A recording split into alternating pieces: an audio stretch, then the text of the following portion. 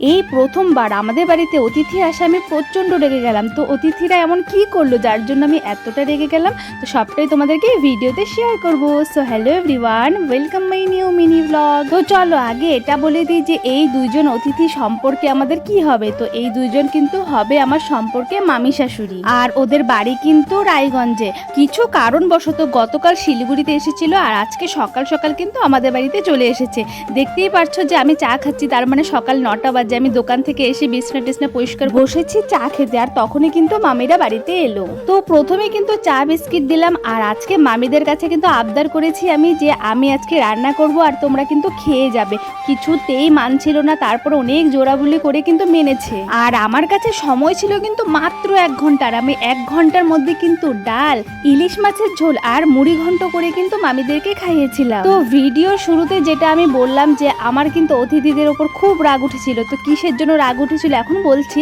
Actually তারা এসেছে এতদিন পর, তার উপরে আবার এই যে এখন মাত্র 1 ঘন্টা থেকে চলে যাবে। আমার এটাই কিন্তু খুব রাগ ছিল যে তোমরা এতদিন পর এসেছো, তো একটা দিন তো আমাদের বাড়িতে থাকবে।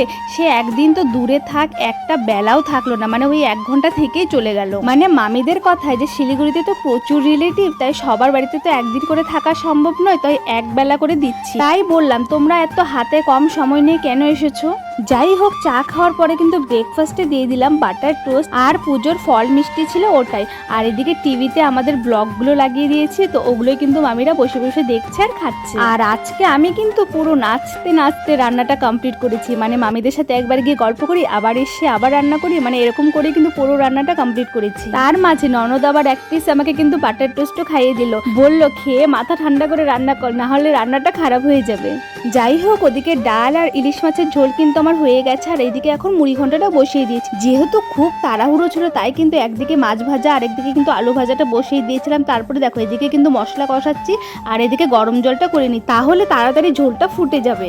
এত তাড়াহুড়ো করে রান্না করেছি, আমি তো ভেবেছি যে আজকে রান্নাটা হয়তো একদমই ভালো হয়নি, কিন্তু মামিরা খেয়ে বলল খুবই ভালো হয়েছে। আর একটা খুব ভালো কমপ্লিমেন্ট পেয়েছি, যে বলল আমি নাকি আমার শাশুড়ির মতো রান্না শিখে গিয়েছি। মানে আগে শাশুড়ি মা করে খাওয়া তো যেই টেস্টটা ছিল, তো সেই টেস্টটাই কিন্তু আজকে পেয়েছে।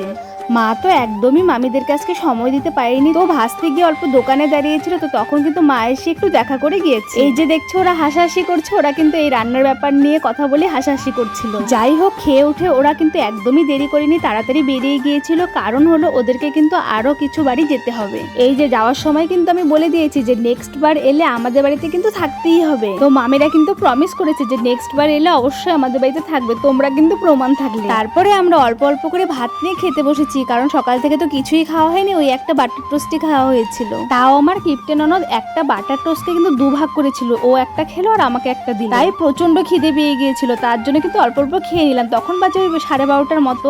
আবার মা দোকান থেকে আসলে তখন দেখি যদি খিদে পায় তাহলে অল্প করে খাবো, না হলে আর খাবোই না। যাই হোক, তারপরে সবকিছু পরিষ্কার করতে লেগে গেলাম, কারণ তাড়াহুড়ো করে রান্না করেছি না, আমি সবকিছু ছিটিয়ে নিয়েছিলাম। তো সবগুলো এক এক করে পরিষ্কার করে নিলাম। মামিরা আসাতে একদিকে আমাদের খুব ভালো হয়েছে যে রান্নাটা কিন্তু তাড়াতাড়ি হয়ে গিয়েছিল। আর রান্নাটা যদি তাড়াতাড়ি করে নিতে পারি তাহলে কিন্তু ঘরের কাজকর্মগুলো এক এক করে সব সেরে নিতে পারি। এই যে ননদ বৌদি মিলে কিন্তু ঘরটা সব পরিষ্কার করে নিলাম। এদিকে কিন্তু আজকে অভিকে ছুটি পেয়ে গেছে স্কুল থেকে, কারণ যেই গাড়ি করে অভিক স্কুলে যায়, তো গাড়িটা খারাপ হয়ে গিয়েছে দেখে দাদা ফোন করলো যে আজকে যেতে পারবো না, তাই আর আজকে আর পাঠালাম না। এক্সামও শেষ হয়ে গেছে, তাই বললাম আজকে বাড়িতে। তো চলো আজকের জন্য ভিডিওটা এতটুকু, দেখা হচ্ছে তোমাদের সাথে আবার নেক্সট ভিডিওতে।